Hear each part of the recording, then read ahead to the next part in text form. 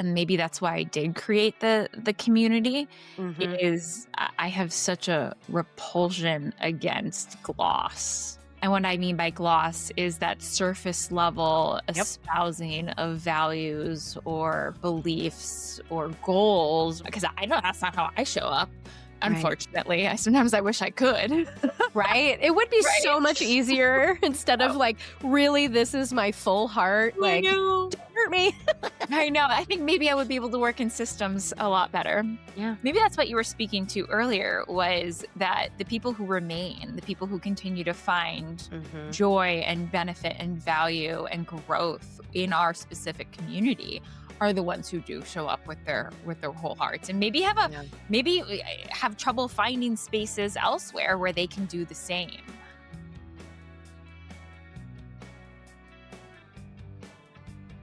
What up? Hey, how are Oh, you? Lane has such a pretty voice, you guys. Yeah. Well, thank you. I mean, not yeah. You sound like me. Yeah, I know. Mhm. Yeah, that's right. Mhm. I hope everybody is enjoying like how great Lane is. It's so funny when I'm a very good picker of people who can do podcast things. Anne was such an excellent choice. Lane also an excellent choice, and Lane just keeps getting better and better. Oh my gosh. Thank you, Sarah. Such a compliment. Now she's blushing. But yeah, Lane is amazing. If you don't know, now you know. So, Mhm. what are we doing? We're talking about Katie and the Therapist Network. Yes, we OMG. are. Yeah, it was yet another lovely interview. And yeah, I guess right off the bat, I was wondering, what was your introduction to the therapist network and how did you get connected with Katie in the first place? What a great question. Tina Vitolo, she is the black sheep therapist. And so she's Mm. got a, a situation happening with folks who want to integrate non traditional therapy modalities in an ethical and like legally sound way. She's really good at Mm. helping people create their consent forms, essentially, to include Oh, like cool. yoga, hypnotherapy, tarot, all the amazing things. She's really cool. So I saw that she was offering groups on the Therapist Network, and I was like, ooh, ooh, me too, me too. And she hooked me up with Katie's. I don't even remember what her role is, but somebody at Therapist Network, and then ended up talking with Katie. And yeah, so I've been doing that for about 6 months now, something like that. Oh, cool. And you'll hear in the episode, I kinda gush over the community that she's created there, but it's a dream of mine to be among therapists who, like, don't shy away from their own work, Mm. and we just had a group on Monday, and one of the topics that came up, one of the therapists, I'm not gonna give, like, specifics or anything, but one of the therapists was struggling having a client that is a Trump voter, and Mm. we were really trying to dig into, like, how do we live within our values? How do we deal with the emotional labor that it takes to sort of bridge the gap between us and the client? And it was really cool because I felt like it was a great opportunity to sort of grapple with and pick through this idea of, is therapy political? And I mean, all of us in the room were like, yes, therapy is political. And then we sort of got to break down like, okay, like if we were to hold the case this way, what would we do? If we were to, think about asking the client these sorts of questions, what would that do? And it was just such a fun, I mean, it's painful, obviously, because this is a really hard time to be having those convos, but it was really cool to have that space, and then how that impacts the therapist, because my group is called Tending to the Wounded Healer, obvi. So it all came back to, what is happening for you when you feel like you have to hold this? And what we ended up coming to at the end of the conversation was recognizing the pressure that we all put on ourselves to get the client to like understand, or something like that. And when we were all able to take off that responsibility, then we were all feeling a lot more empathetic towards, Mm. any client we might have in front of us that has different views. So it was really cool.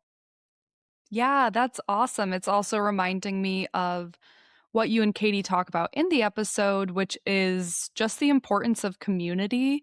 Yeah. obviously in a general sense, but also for therapists, because I think the work can so often be isolating that Mhm. creating a shared space, and an intentional community around it, I think is so important for the Yeah. work. Yeah. Absolutely. And at the end of the episode, we both had brain farts and couldn't remember. We're both presenting at a conference in Palm Springs in May called the Revolutionary Practice Summit. It is sold out. It will definitely be sold out by the time this episode comes out. But shout out to Jenny and Gabby who are running that. And hopefully it goes so well. We have it again and everybody can come out to Palm Springs next year and chill out with us. Mhm. Yeah. So let me introduce you to Kathryn/Katie Esker. She's a licensed psychologist, executive coach, and founder of the Therapist Network, a professional community supporting mental health practitioners. She combines evidence based practice with innovative approaches to help therapists build sustainable careers while advancing social justice in the field.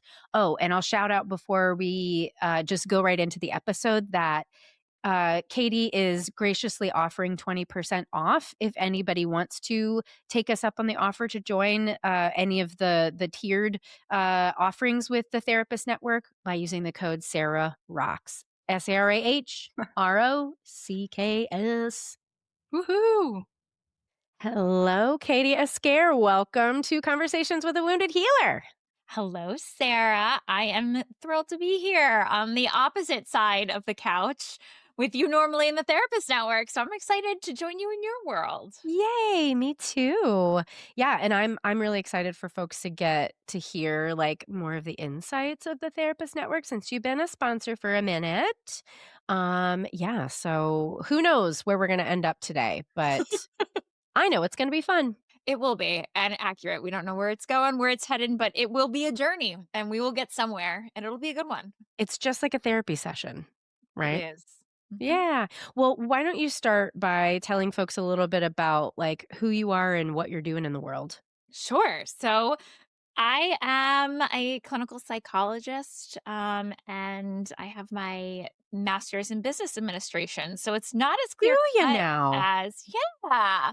So I actually went to specifically to a program that had an overlapping dual degree. So it was a doctorate of clinical psychology and an MBA. And what it did was it trained us to go into leadership and management and organizational consulting. Not so much the top Wow. down, the survey and research based, which is more of the IO route. But this really niche pathway aligned a very small core group of us in our program to go into the consulting world. So that's actually what I did right out of graduation. And I realized I don't like working within systems. Oh, really? And yeah, I realized the corporate route was definitely not for me.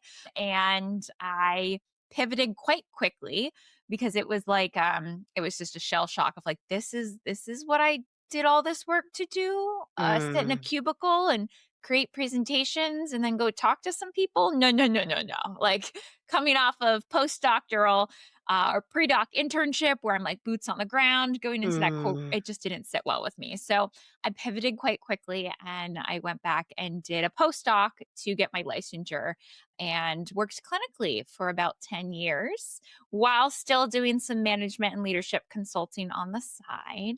And now that my children are a little older now, they are 7 and 8, excuse me, 6 and 8. They used to be 6, 7, and that was a lot Yeah. of fun. They loved that. Now I'm pivoting back to more of what I love, which is the consulting, and I'm now an external consultant. So I go into organizations Mhm. where I am needed, not where I'm being told to go, where I'm actually needed, and helping figure shit out and helping leaders be the best leaders they can be within some broken systems. So it's like clinical work in the Yeah. business field.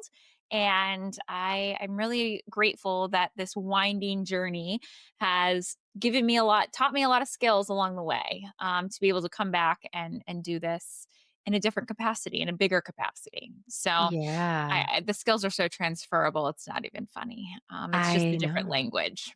I know, like that's it's funny because as I'm doing consulting for Mhm. practices and whatnot, I'm like, you guys have all these skills. Why aren't you using them? Mhm. I find Mhm. it kind of hilarious that like therapists aren't able to simply translate into Mhm. how we work with teams, like the same way you Mhm. communicate with clients is the Or same way families. or Mhm. families, right? Same Mhm. way you should be communicating with your teams. It's really interesting. Mhm. So are you just doing like corporate work? Are you okay, yeah. Or wait, what's the other option? Well, within the mental health field.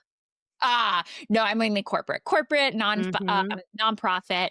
I really specialized actually in healthcare during the mhm. pandemic. There were a lot of CMOs and healthcare organizations that I it was a big lift, it was a big support, and education. I'm pretty big into the education fields, Mhm. which all have very different, unique challenges, but I mean, that's what we're trained to do, right?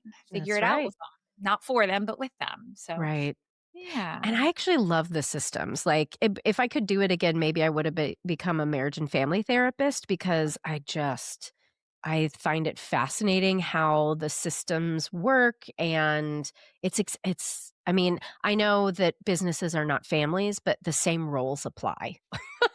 Oh, and we bring in our preconceived notions of these roles, which we don't really map Right, on like explicitly, but in our bodies, we're feeling these roles, we're filling these roles. right, Oh yeah, it's so juicy.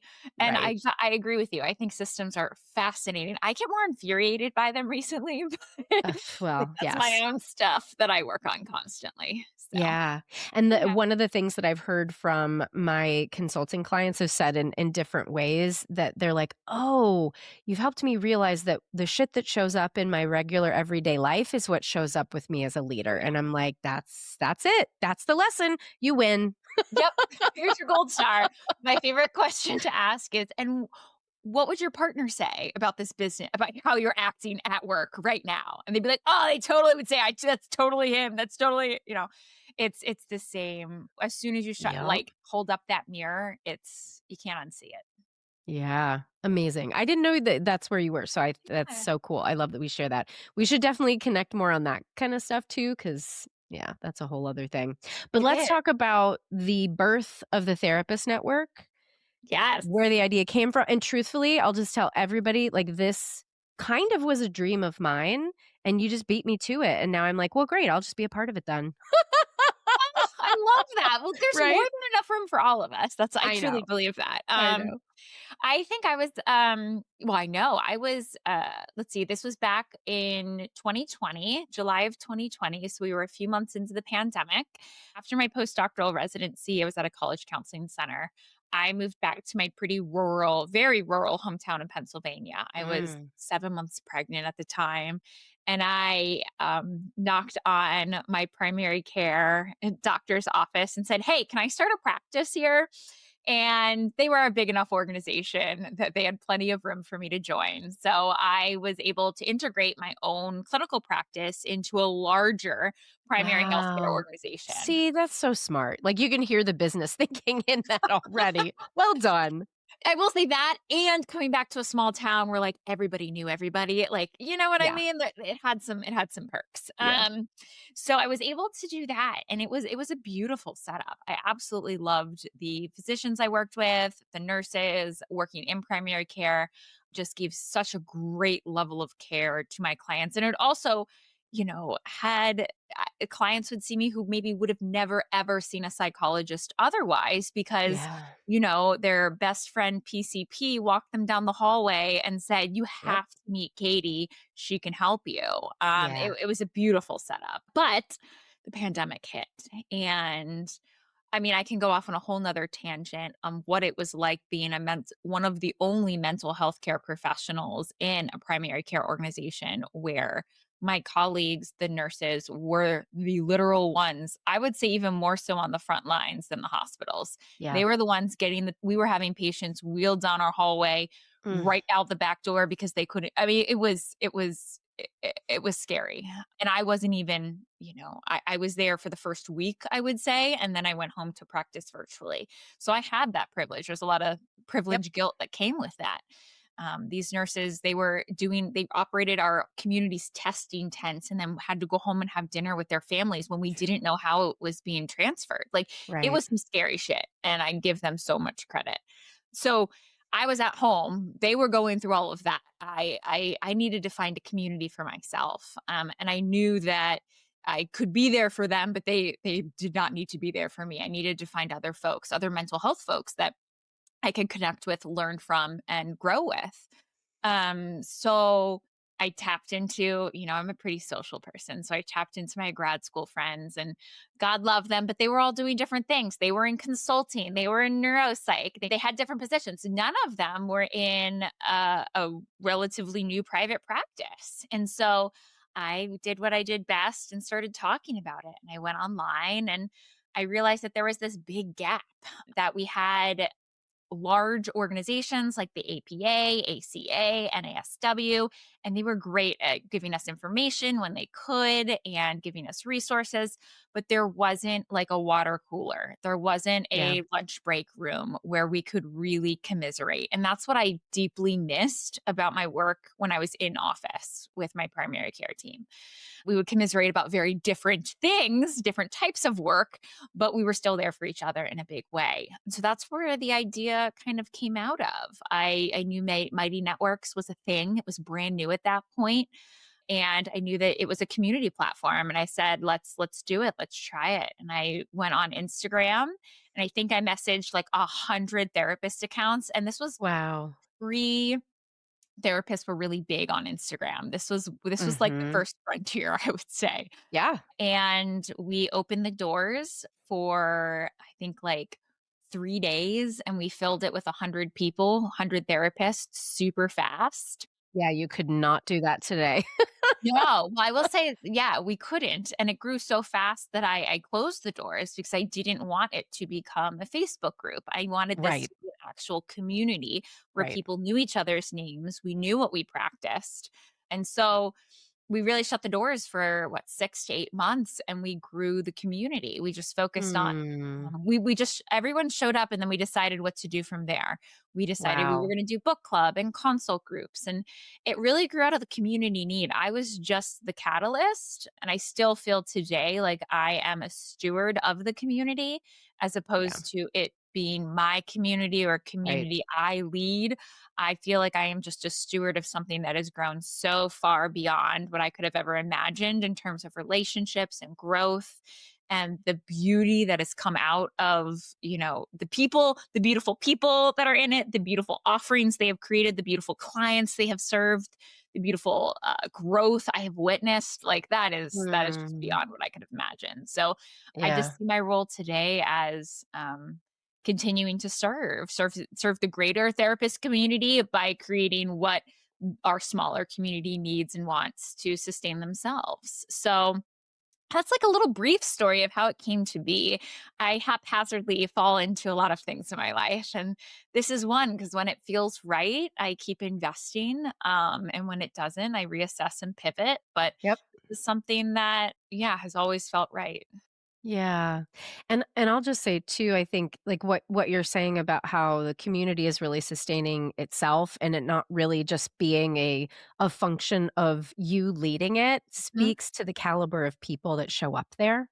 Oh my And god. that's what I've really noticed. And I don't want this to just feel like a commercial for the therapist network, but like we're here because we've gotta do our own work, Mhm. and that's what I see happening every time I run my consult group, every time I attend another consult group. People are they're really there with their hearts and their authenticity, and I can just tell how committed they are to doing their own work. So it's truly incredible that you have attracted people that lead that way. I appreciate you. I track lots of other people too, Sarah. So I think the beauty of the community Yeah. is that the people who do show up and do the work, they want to stay. They feel at Mm. home, they feel supported. And the folks who are there for other reasons, which is totally fine. We don't just we love everyone. We give everyone a chance, but they naturally feel like this isn't a fit for me. If they're looking for Mm. quick wins, transactional relationships, surface level Mm. referrals, eh, welcome, but please, like, our beauty is not in that. Yeah. I think that that really highlights what you're speaking to is over the past 5 years, some of these relationships have grown incredibly deep, really great friendships outside of the community as well. But the one thing that I think is the big catalyst for change is going beneath the surface level relationships and being able to be Yeah. messy, to be vulnerable, to give the hard feedback and follow up and continue to show up. It just speaks to the level of safety that was paramount when I first created it and that the community has sustained Mhm. throughout all of this. I think safety is the first and foremost thing we do there. Well, and I mean, because I really hate the term safe space because I think it puts a lot of pressure on whoever is the quote unquote leader in any situation. And what I find in this group and what I am, wanting to create myself and invite other people into in any training or whatever I Mhm, do is the responsibility that you bring as a community member, mhm, as somebody in a classroom or mhm, whatever, right? mhm, Because you have responsibility to maintain the psychological safety in any space mhm, as well. I mhm. can't create safety inside of you. You have to do that yourself and you have to be able to like create it for others. Yes. You know the Albert Bandura, Mhm. experiment, right? The Bobo doll, Yep. where kids learned aggression by just watching someone else be aggressive to a Bobo doll. And I think about how much I have learned by witnessing other people's growth and watching Mhm. other people, just the Yep. social learning of it, how other consult hosts and leaders and community members just show up for each other in a way that's aligned, authentic. It might not be beautiful, it might not be polished and perfect, but the way that they show up and hold space for themselves and for others, and Yeah. they can be very different spaces, but they can coexist. I don't know if I could have ever read that in a book and really got it. I needed to Yeah. witness it. I needed to feel it with others. And that's I think that's the part of the community growth that I appreciate the most is Yeah. learning through and with others. Maybe I'm just not a textbook learner, but I think everybody is an experiential learner to some extent. And it just makes me think like, what well, okay, let's see. How do we how do we frame this? Therapists, I think, are struggling right now overall, right? And obviously not every single therapist out there is struggling, but I think since 2020, the world has changed and we were not trained for this world. And I think a lot of people don't have capacity for what's happening in the world right now. And so that gets acted out in many places. And Facebook communities are the first place that people start pointing fingers and judging and all that sort of stuff. And so I think like your organization, I think what Right Use of Power is doing, and Mhm, I'm trying mhm, to align myself with spaces that are building the future. Like, mhm, we're creating community that's power with, that mhm, is generative, that is truly abundant instead mhm, of, like, I don't know, spiritually bypassed abundance. Like, mhm, I see so many websites of practices where they're like, "Oh, yeah, we value this and that and do," and I'm like, "But how are you practicing it?" mhm, And what the Therapist Network has shown to me in my time there is that people are committed to practicing the values that the community is inviting. mhm. You're speaking to something that I have felt, and maybe that's why I did create the community, Mhm. is I have such a repulsion against gloss. And what I mean by gloss is that surface level Yep. espousing of values or beliefs or goals. And I didn't really see a place where, because I know that's not how I show up. Right. Unfortunately, I wish I could. Right? It would be Right? so much easier instead of Oh, like, "Really, this is my full heart, I like, know. don't hurt me." I know. I think maybe I would be able to work in systems a lot better Yeah. if that were the case, professionally. But I realized that's not how I show up. And I needed a space where I would invite others and others would do that too. And I think maybe that's what you were speaking to earlier was that the people who remain, the people who continue to find Mhm. joy and benefit and value and growth in our specific community are the ones who do show up with their whole hearts and maybe have trouble finding spaces elsewhere where they can do the same. And it's not without pain growths. It's not without Right. growth edges, right? Like we see all of Right. that. I feel that still to this day. But, who are we if not growing, and growing is painful. Yeah. Yeah. So, did you come into this world sort of wired for authenticity? No, I don't think No? so. No, I don't think so. Oh, okay. I Oh, I think I should say was. yes. I should say I was wired. I lied. I was wired for authenticity. I was taught, I was Yeah. very much taught how to act and behave in a certain societal acceptance. But I Mhm. think I was still bucking. I've always bucked the system. I've always bucked any system. Systems that aren't co-created for all of their participants are unnatural to Right. me. So I've always bucked systems, and oh god, I have so many stories on that one. But I think that the one thing I found in all of the systems I've operated in are people who really respect and support and love authenticity. So even if the system doesn't support it, a lot of people do. So yeah, I Mm. think maybe I was, although there were periods of my life where I certainly didn't embrace it as much or Mhm. required of me to Yeah. be more masked. And those were very burnout heavy. They were the get me out of here Yep. fast type of environments. Yeah, I totally relate to that too. Like, I definitely came into this world only being able to be me to the Mm, chagrin of my mother who wanted me to be a carbon copy of her, yeah. and I spent all of my childhood being chronically suicidal, and it wasn't until I started finding community where I was really truly accepted wholeheartedly, and, like, I always give my husband credit for being the first person who, like, really truly unconditionally loved me so Mm, that I could really be myself, and, like, I look in around my life now, and I was talking with a friend who really she's got a lot of relational challenges, not necessarily her fault, but, like, it's just a big part of her work, and she's like, "Well, it's easy for you," and I was like, "It wasn't always. This is new." Like, in the past, like, 5 years new mhm. that I don't have a lot of drama in my life because all of those people who don't and it's not about, like, "Get with me or get the fuck out." It's just Yeah. people will not stay. Like you said within the therapist network, they Mhm, just kind of opt out after a mhm, while, and mhm. I've noticed that for me too, and it's so much easier to live when you can be yourself, and that is cherished. Yes. And I think that I can even apply this to the therapist network community, where for a period of time, I was thinking it needed to be one of the Instagram selling points or, like Mhm, Instagram yeah. marketing. We all know therapists who are selling something on Instagram. And truth I'm be one of told, them. I mean, yeah, truth be told, we promote the therapist network on Right, Instagram because that's our largest audience. But right. I think we can feel the difference between the selling of something for the pure selling and profitability of it, and Yep, the sharing of something because you believe in it, and the necessity of it to have a price tag because things cost money to right. support themselves, to self-sustain themselves. So Yep.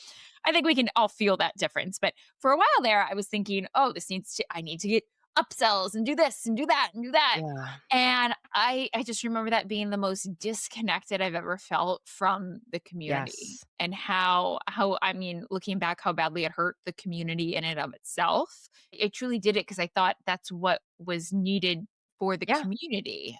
yeah, But to be able over the past year and a half pull back and just show up the way I showed up at the beginning, and yeah, have it be this beautiful space that I don't put external pressure on, that no one but myself was putting external yeah. pressure on. Well, societal pressure because there is Yes.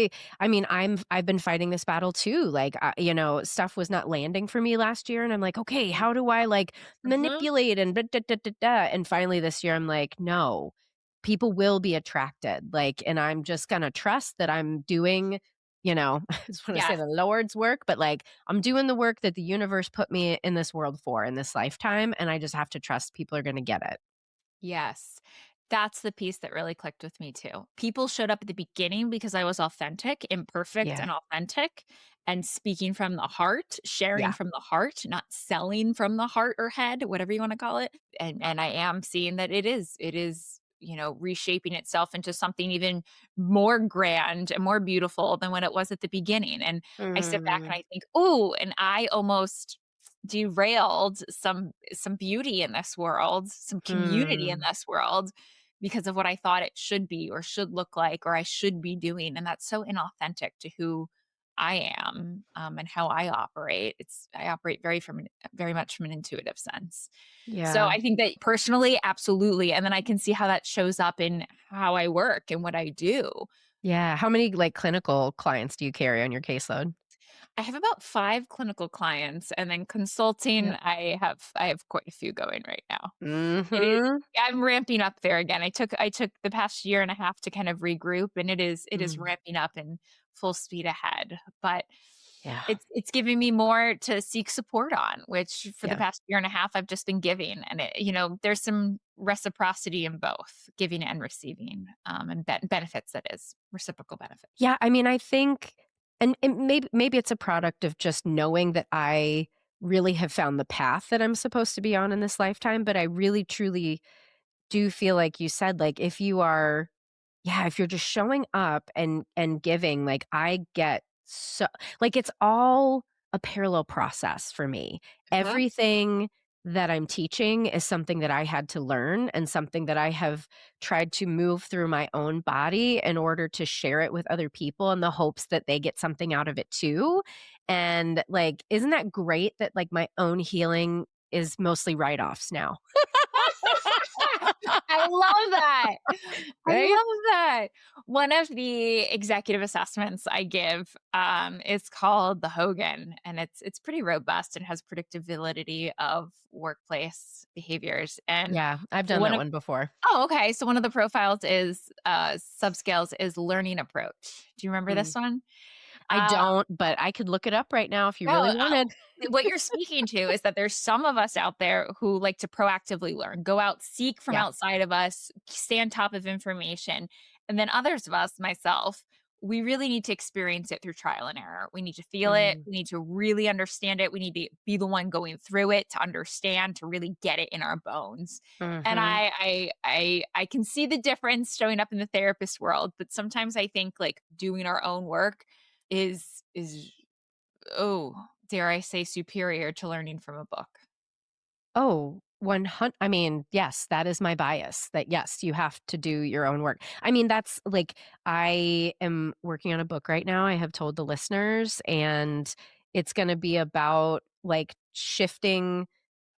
shifting the field in order to, like, Mhm. center doing our work individually, relationally within organizations, and then within the entire system itself, because like, literally that like, how are we going to serve clients in the future with the world that we have now, with us going through the exact same trauma that our clients are going through all the time, if we are not attending to our own work simultaneously? I just, like, literally can't figure out I think it was possible before when the world was, quote, unquote, "fine," and, like, yes, it's never been completely fine, but I was listening to a YouTube today from this guy who, I don't even know his name, but I I listen to this podcast called Acid for Squares, and it's, like, way out there. It's, like, like, more woo-woo than I would ever recommend anyone, but I am enjoying it, and they have this guy on there who, like, essentially says he's, like, an ex-Christian, and so he's, like, trying to teach people about, like, the Gnostic Yeah. things so that whatever, help people recover from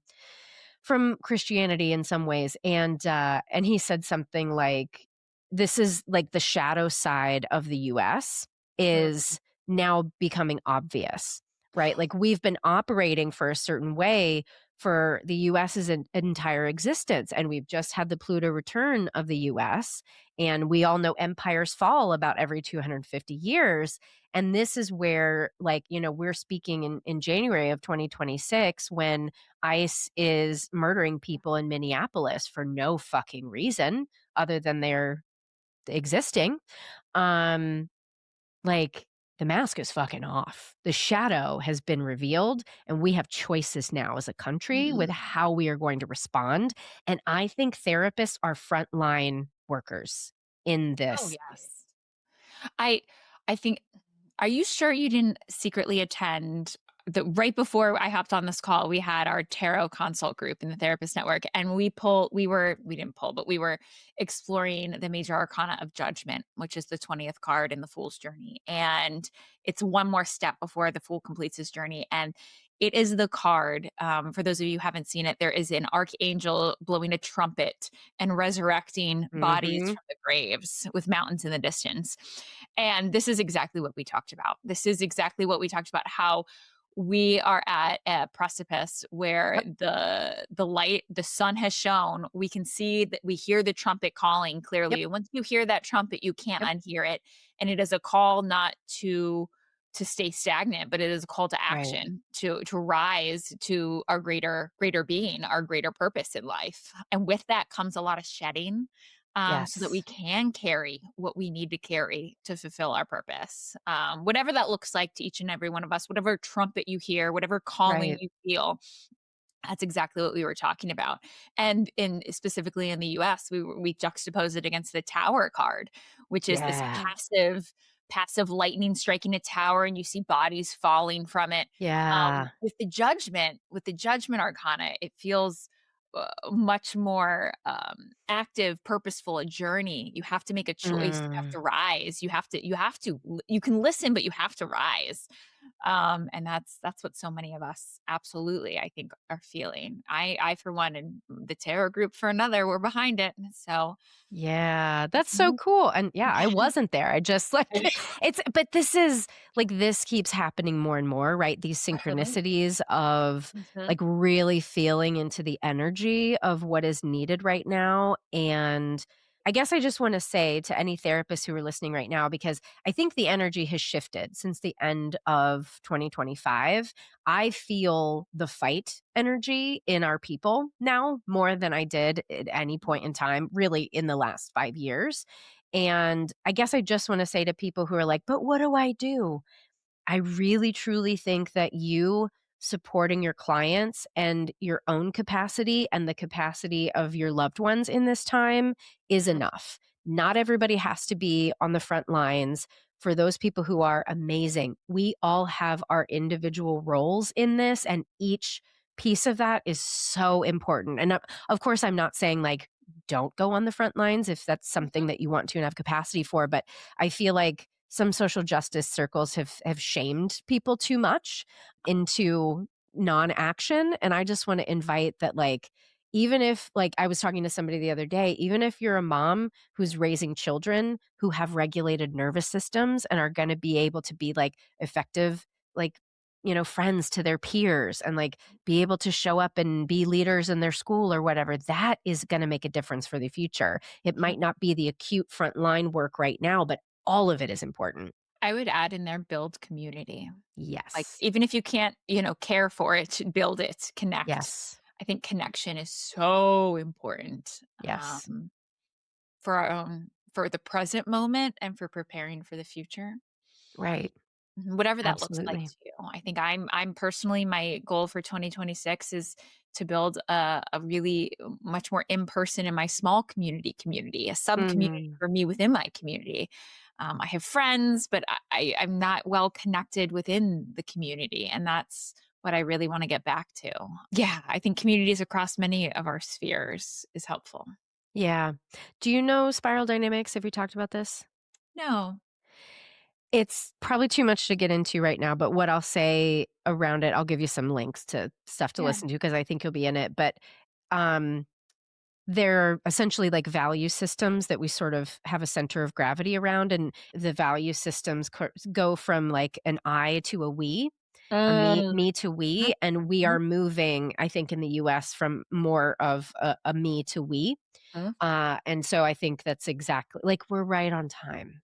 Mhm. As we should be, as it is, right? Right. Mhm. Yeah. Well, how do you feel about the term healer in relation to you and what you're doing in the world? I think life is an artistic expression. And so, while I don't necessarily identify as primarily as a healer, I think that art, when we show up in an aligned, authentic way, I think that is healing for ourselves. And I think that embodies healing for others, that they can also heal themselves as well. So Yep. I think of myself as a healer more of a way of being rather than doing. Yes. Yes.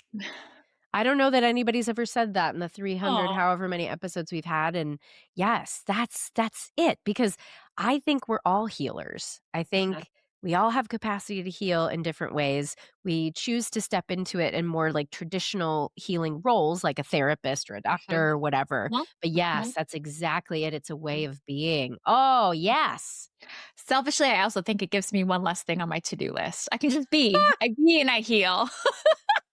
But that's it. Like, It that's is. the It is. that's It what is. I've been, like, really tuning into recently is, like, just existing. Like, if we truly are interconnected, which I believe that we are, I don't think any individual would be here if they didn't have something in this lifetime that was important, even if it's just, like, smiling at one person Mhm, and making their day better. Like, yes, just being and just existing is mhm. so crucial.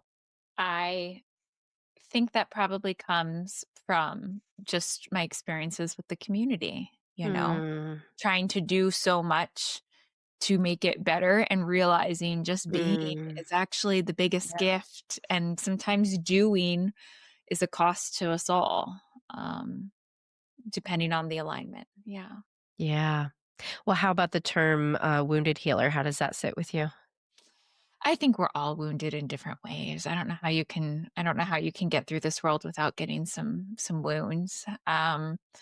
I think it's a hard dichotomy to hold at the same time, a wounded healer, but sitting in that tension is the most authentic place, which then goes back to what I said earlier with the authenticity is healing. So Right.